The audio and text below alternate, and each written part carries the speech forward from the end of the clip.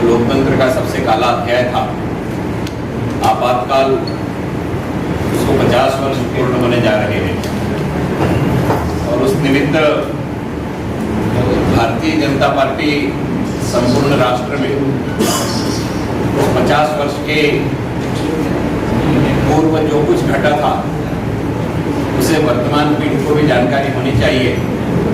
इसलिए आपातकाल के 50 वर्ष के कार्यकाल को मना रही है और उसे लोकतंत्र हत्या दिवस के रूप में मनाने का निर्णय भारतीय जनता पार्टी ने लिया है। नागपुर शहर में उसी श्रृंखला में 25 तारीख की शाम को 5 बजे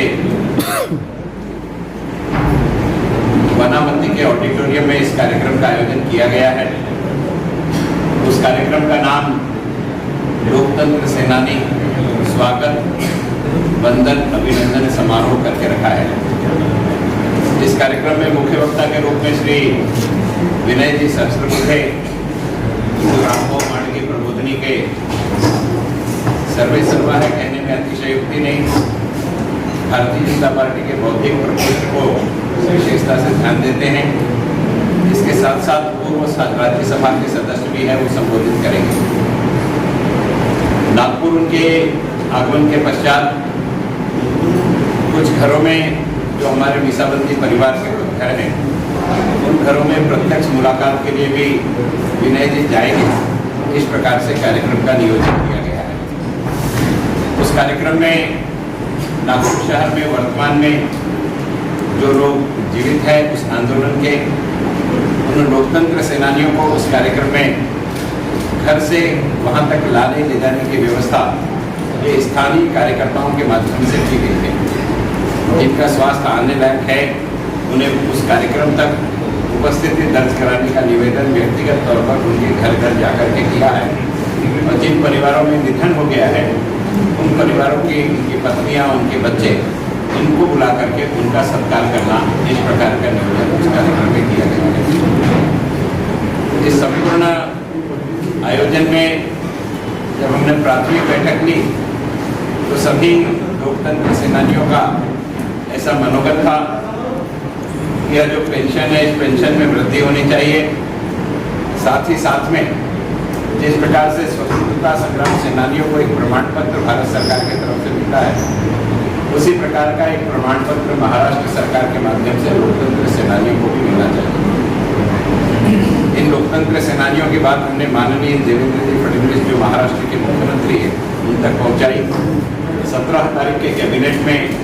उस मानधन को दुगना करने का निर्णय आदरणीय देवेंद्र जी ने लिया और साथ ही साथ में प्रशासकीय यंत्रणा के माध्यम से इन सबके घर तक वह सर्टिफिकेट पहुंचे कलेक्टर के माध्यम से, इस प्रकार का निर्देश भी उन्होंने दिया है। यह कार्यक्रम चूंकि एक राजनीतिक पार्टी का कार्यक्रम है, इसलिए इसमें वो सर्टिफिकेट नहीं बांट सकते, इसलिए कलेक्टर के माध्यम से सर्टिफिकेट उपलब्ध कराने की जिम्मेदारी आदरणीय देवेंद्र जी ने आदेश निर्देशित करके की है। आप सभी की जानकारी के लिए कि उस समय का जो कार्यकाल था, उस समय के कार्यकाल में इमरजेंसी तो देश की प्रधानमंत्री होने के कारण श्रीमती इंदिरा जी ने लगाई थी, लेकिन उसके पश्चात इंदिरा जी के जो सुपुत्र थे जिनका नाम संजय गांधी था, और संजय गांधी के साथ उस समय की जो उनकी नौजवानों की टीम थी, उन्होंने मिलकर के जिस प्रकार का आतंक पूरे देश में फैलाया था, उसके कारण बहुत बड़ी संख्या में विद्रोह का वातावरण राष्ट्र में बना था। और उसी की परिणति थी कि 1977 में पहले बार आज़ादी के बाद कांग्रेस सत्ता से बाहर हुई और गैर कांग्रेसी संपूर्ण सत्ता भारतवर्ष में स्थापित हुई। अनावश्यक रूप से लोगों की नसबंदी करा देना,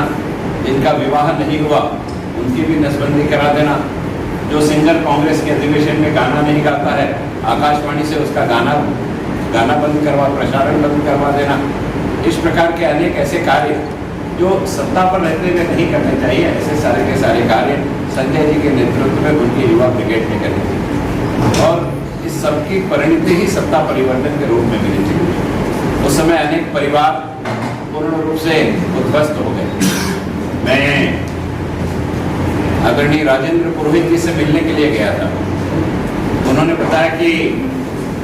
उनके प्रेस में एक सज्जन थे जो एमपीईबी के समय में,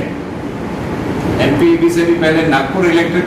कंपनी जब नागपुर को बिजली सप्लाई करती थी उस समय उसमें सुपरिटेंडेंट इंजीनियर थे और बाद में वो महाराष्ट्र स्थापित होने के बाद महाराष्ट्र में सुपरिटेंडेंट इंजीनियर करके रिटायर हुए। उनके परिवार में उनको 9 संतानें थी और एमएससीबी वगैरह में पेंशन नहीं मिलती और ऐसा व्यक्ति जिसने कभी तो भी आनंद मार्गी संस्था को 100 रुपये चंदा दिया था, तो आनंद मार्गी संस्था को 100 रुपये चंदा दिया है, उस रसीद के आधार पर इस व्यक्ति को वीसा में बंद कर दिया गया। और उस परिवार की जो स्थिति हुई, तत्कालीन समय में वो आदरणीय बनवारी लाल जी पुरोहित जी के मित्र थे, क्योंकि बनवारी लाल जी उस समय कांग्रेस में ही थे, लेकिन उसके बावजूद अपने मित्र के परिवार में आई हुई अड़चनों को उन्होंने संभाल करके वह सब कार्य किया। और लोकतंत्र के इस विषय को लेकर के इंदिरा जी ने भले निर्णय लिया हो, लेकिन नीचे के वो जो शक्तिशाली कांग्रेसी कार्यकर्ता थे जिनका बैकग्राउंड समाजवाद से था, सोशलिस्ट से था और पंडित नेहरू जी के सोशलिस्ट की नीति अपनाने के कारण वे कांग्रेस के साथ जुड़ गए थे, उन लोगों में भी बहुत बड़ी संख्या में कहीं न कहीं आक्रोश था। उसका उदाहरण नागपुर शहर में ही है। आदरणीय मुख्यमंत्री देवेंद्र जी के पिताश्री गंगाधरराव जी फडणवीस यह भी वीसाबंदी रहे। वीसा में बंद होने से पहले जब इन्हें गुप्त सूचना मिली कि उन्हें गिरफ्तार किया जाएगा,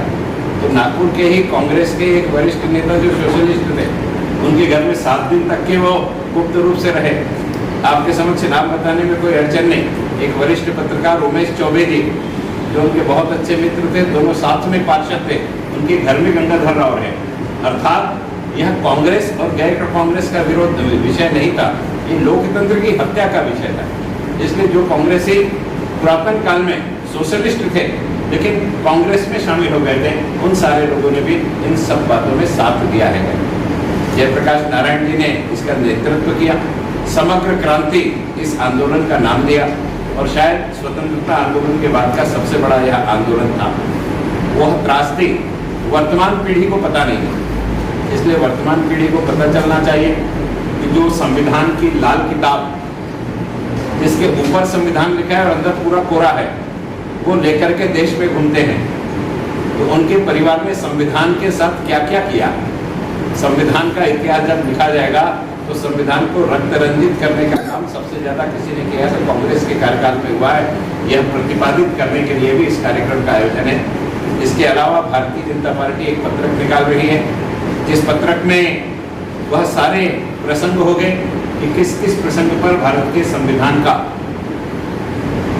कांग्रेस के कार्यकाल में आदरणीय पंडित जवाहरलाल नेहरू, आदरणीय श्रीमती इंदिरा गांधी जी, आदरणीय राजीव गांधी जी, उसके बाद में मनमोहन सिंह जी, नरसिंह राव जी,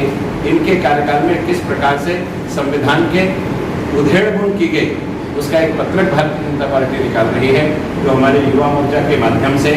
हमारे नागपुर शहर के विशेषतः स्लम बस्तियों के बीच में जाकर के, विशेषतः उन बस्तियों में जहां हमारे दलित बंधु रहते हैं, आदिवासी बंधु रहते हैं, जिन्हें बार बार संविधान संविधान शब्द से